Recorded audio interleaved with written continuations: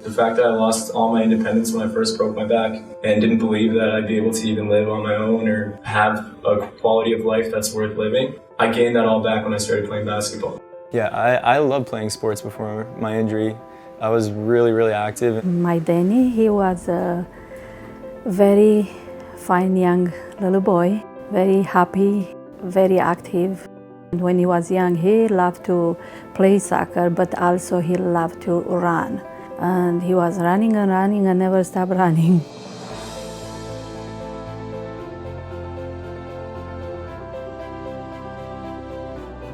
The entire balcony ended up collapsing forwards. Like the railings just like went off their bolts or whatever, and like the entire railing just came down with me falling as well. So I ended up falling 3 stories and sustaining a spinal cord injury at the T10, T11, and also ended up breaking my neck at C7, T1. But physically, it was just so new. It was for anyone that like I would talk to, I would explain it like being rebirthed and trying to learn how to live life all over again, because every single thing you think you can do and like the confidence you had in doing something, you completely lose because you've lost your independence. The doctor there told us he will never be able to walk again, and it was very hard. I think we were in that denial when you don't want to accept, you don't want to agree with what they are telling you. It kind of came out that he might not ever walk again, and in my mind I was uneducated on paralysis and spinal cord injuries, so I was thinking like, oh yeah, he'll probably be fine.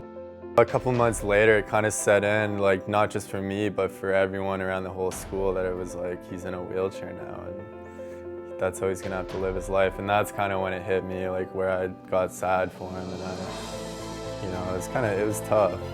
Basically just at that point, trying to focus all my attention on like my faith and my family, and try to just like overlook the whole disability thing.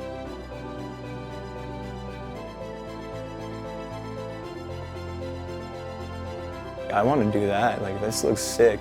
And after that day, I just, fell in love with it. My grassroots program was like the catalyst of it all. It was the most important thing in my opinion, because without it, I wouldn't have known the fun that wheelchair basketball is. I wanted him to be active. I wanted him to go out from the house. I wanted him to find something to like, something to make him wake up in the morning and say, okay, I'm not just someone laying in a bed, right? I took the leap because I was sick of like being bored at home, and I wanted to get competitive again. Like I have that nature in me. I'm a very passionate person. I want to challenge my body, challenge myself, and be successful in athletics. So I ended up getting into wheelchair basketball, and when I saw how competitive it was and how aggressive people are and how they don't even care what disability you are, no matter like what function you have, you're getting it. Like you're getting hit, you're getting contact, you get that camaraderie and that like acceptance. And when you start feeling that, it fuels the fire inside you, and you're like, yeah, like this is what it's about.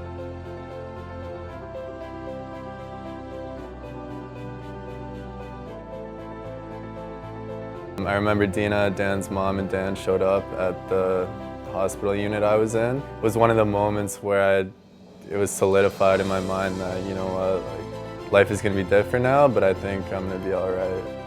I think people who are not getting involved in this, they don't know what they are missing. For my recovery, wheelchair basketball played like essentially the biggest, if not the second biggest role in my ability to just overcome the disability that I sustained, my injury, because it gave me a new purpose. Before that, I suffered a lot of depression and didn't have a real desire or motivation to really get up in the morning. When I found wheelchair basketball and saw how much of a tool it could be at not only making me a stronger athlete, but like a stronger character and individual in day-to-day life.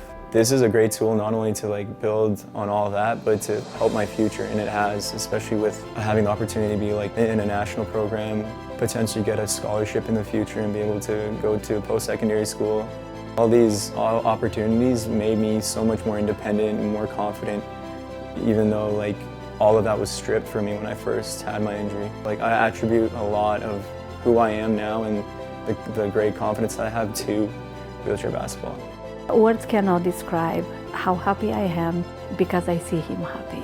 Dani has a big place in my heart, and I love him so much. And I'm so proud of him. To go from the day when you first sat up in the hospital in an intensive care unit and like just trying to hold your puke in and not like throw up from just sitting upright for the first time after your injury, to being able to get someone to be like awestruck by the achievements that you've accomplished through a sport, that's like light years away from what I ever imagined my life would be when I first got up that day in the hospital. So I'm super honored and I feel privileged to be a part of it.